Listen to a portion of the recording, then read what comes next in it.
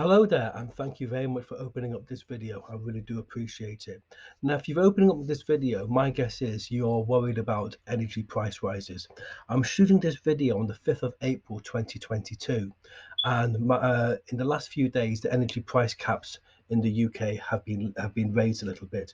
I know many of you are very worried about the energy price rises. I'm here to ask you not to worry. Let me explain why. I'm going to show you 7 ways today for free or for very, very low cost how you can massively reduce your fuel bills. I actually reduced my bills by £1,116 over 12 months without changing supplier. Just to give a bit of background, I'm actually a commercial energy broker. If you look below, you'll actually see 2 letters from my clients who are very happy with what I did for them. On top of that, let me explain. In just before in early lockdown, May 2020, I changed supplier and they set me a monthly budget plan of £161 a month. I thought it was a bit high, but I didn't complain. I just decided to implement loads of energy saving measures. Later on that year, they cut that down to about £121. And in April of 2021, they cut that down to £68 a month, something about that. So overall, that works out of a saving of £93 a month, £1,116 in over a year. So my goal is to help you do exactly the same thing.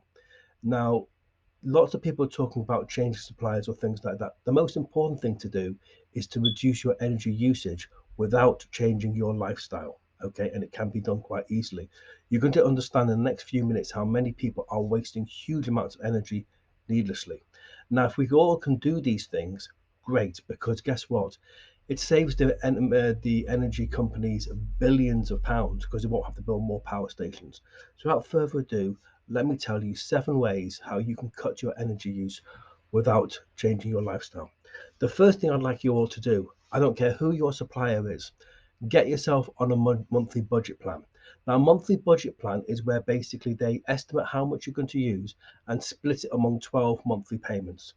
That's very important for a couple of reasons. Number one, most importantly, it avoids high winter bills. You don't want high winter bills to coincide with November and December, which is Christmas, the most expensive time of year. You don't want that. Spread it out over 12 months, okay? Avoid the high winter bills. It goes a long way to avoid the Christmas debt trap. And in some cases, you may get a lower rate, okay? So first things first, drop a line to your energy company and say you want to go on a budget plan. That's important. Number two, if you are on a prepayment meter, move over to a normal meter and get on a budget plan. I know if you're in rented accommodation, you might need permission from your landlord, but get it done because prepayment meters can be a very expensive way of paying for your energy.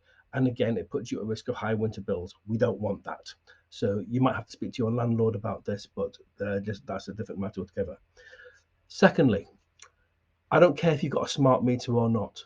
Log into your account once a week and send in a meter reading manually.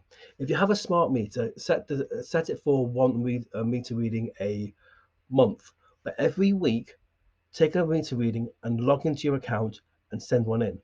The energy companies will know then that you're logging in once a week and checking your balance and you're on top of things. They'll be very reluctant to mess with you. That's very, very important. So please, please do that. It only takes a couple of seconds. Okay, once you get the hang of it, it doesn't take long at all. Now, the next thing here is, well, talking of that, let me explain the importance of logging in and doing this. I have a dear relative, and in 2014 moved to the supplier which I was contracted to. And between 2014 and 2016, when my dear relative passed away, no meter reading was submitted. So after my relative passed away, I was given authority over the account. So every time I visited, I logged in and sent in a meter reading. And then I got a phone call saying, "Is this genuine?" I said, "Yeah." They were heavily in arrears, and they had to set up a budget plan of something like 300 and something pound a month to pay them off. It was ridiculous. Now that could have been saved if they submitted a weekly meter reading. Okay, so you build appropriately. That's very, very important. Okay, make sure you build appropriately by sending in a weekly meter reading. Number three, if you have a gas boiler, make sure it's serviced. and it's serviced regularly once a year. Now, I'm shooting this video on the 5th of April 2022. Between April and September, get your gas boiler serviced. That way it works more efficiently. If you get it serviced over summer, the chances of a winter breakdown are greatly reduced. They're not eliminated, but they're greatly reduced. And gas boiler engineers are very quiet over summer. Get it done now. Just to give you a case study, a couple of years ago, I was going out with a young lady. She never got round to it. And guess what happened? The gas boiler broke down in winter. Because she hadn't had it serviced for 12 months, her insurance didn't cover her. So she had to go on to fan heaters and all sorts of things. And then what happened? She went up going into arrears. She only got a new boiler on a government grant because she had a son from a previous marriage who was under the age of 12. Don't make that mistake. Get your gas boiler serviced and get it done over summer. Make sure you do that every year. Number 3, this you will not believe.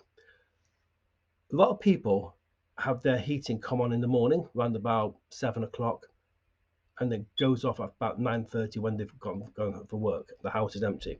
They bring it on again about 4:30 before they come back from work, and they leave it on to about 10 o'clock at night. That wastes a lot of money, okay? Because what you're doing, you're heating your water up in the radiators and bring it down again. Get a room stat. They don't cost much. When you get your gas boiler service, get them to fit in a room stat. Okay, they don't cost that much, but they'll save you a lot of money for what I'm about to mention. Set your heating to 19 degrees C and leave it at constant. Once you've got it to 19, it takes very little energy to keep it there. Now, in case you don't believe me or think it's balmy, consider this. I want you to imagine you're at the top of a hill and you're cycling to go down. At first, you'll have to pedal a little bit. But once you've got that momentum going, you hardly have to pedal at all because momentum takes you. Okay? No doubt when you were younger, you used to play on the swings. When you're playing on the swings, okay, first it takes a bit of an effort to push you to get going. But once you've got the momentum going, it takes very little effort. The same with your heating. Once you've got it at 19, it takes very, very little to keep it there. If you've got a hot water tank, keep it on, set your temperature at 60 degrees C and keep it on constant. Most of my customers couldn't believe about this, but in every single case, their gas bill fell by a quarter over a couple of months.